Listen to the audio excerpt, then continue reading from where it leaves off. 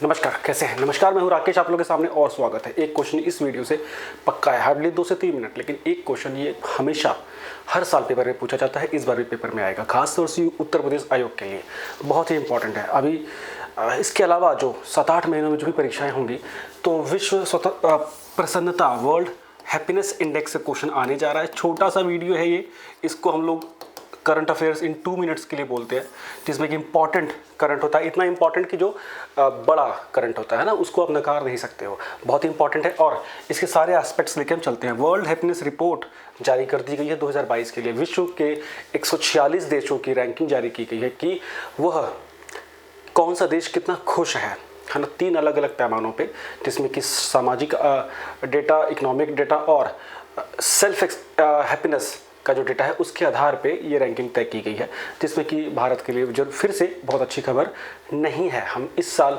136th position पे हैं, जो कि बहुत ख़राब स्थिति आकी जाएगी अगर हम अपने पड़ोसियों की बात करें तो। 2022 का ये जो वर्ल्ड हैप्पीनेस रिपोर्ट है, ये इसलिए भी इम्पॉर्टेंट है क्योंकि ये 10वीं रिपोर्ट है लगातार, ठीक है, कि 10वीं इसकी वर्षगांठ है। अब एक और ये क्वेश्चन आता है, मैं सारे क्वेश्चन बताऊंगा पोटेंशियल जो पूछे जाएंगे। पहला क्वेश्चन इसमें क्या है, ये रिपोर्ट किसके द्वारा पब्लिश होती है, तो ये है UN sustainable development network solution,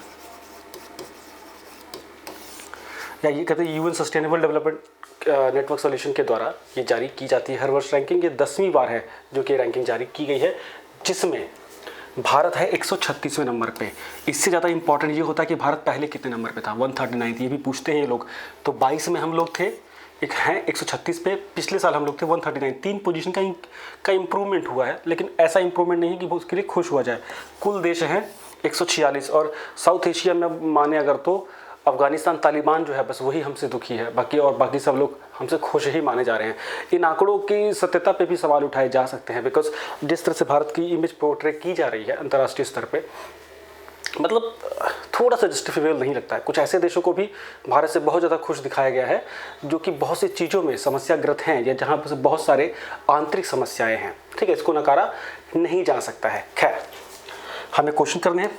rank 1 पे फिनलैंड जमा हुआ है लगातार, मेरे ख्याल से लगातार 6ठी बार ये पहले स्थान पे है। तो फिनलैंड, इसके अगर आप देखेंगे उत्तरी यूरोप का एक बहुत महत्वपूर्ण देश, बहुत शांति प्रिय देश, ठीक है। अब देखिए पड़ोसी की स्थिति अगर हम देखें तो चीज़ें और थोड़ी सी क्लियर होंगी। नेपाल 84 नंबर पे है हैप्पीनेस में, इंडिया 136 पे कंपेयर कीजिएगा। बांग्लादेश 94, पाकिस्तान 121, हमारा ध्रुव विरोधी श्रीलंका 127वें पे है। ये स्थिति है। हमें इस केस में हमारे पड़ोसियों की रैंकिंग को भी ध्यान में देना होगा। इसके साथ दुनिया की कुछ बड़ी शक्तियों को अगर हम देखें, अब देखिए दूसरे नंबर पर टॉप 5 बता दें। दूसरे नंबर पर डेनमार्क है, तीसरे पे आइसलैंड, ये सारे देखिए वही स्कैंडिनेवियन नेशन से ऊपर के नॉर्डिक देश। चौथे पे स्विट्जरलैंड और फिर हॉलैंड या नीदरलैंड। तो पूरा यूरोप जो है हैप्पीनेस इंडेक्स में सबसे ऊपर माना जा रहा है।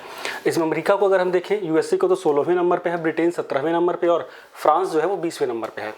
अभी हाल ही में संकटग्रस्त 2 बड़े देश जो दुनिया के हैं, जो युद्ध में फंसे हुए हैं, यूक्रेन और रशिया और यूक्रेन। तो रशिया है 80 पे और यूक्रेन है 98 पे। क्या पता पूछ लें ये लोग, है ना, थोड़ा ध्यान देने योग्य बातें की गई है। जैसा इसमें बताया कि पैरामीटर्स क्या हैं, इसके पैरामीटर्स पे थोड़ा संशय है।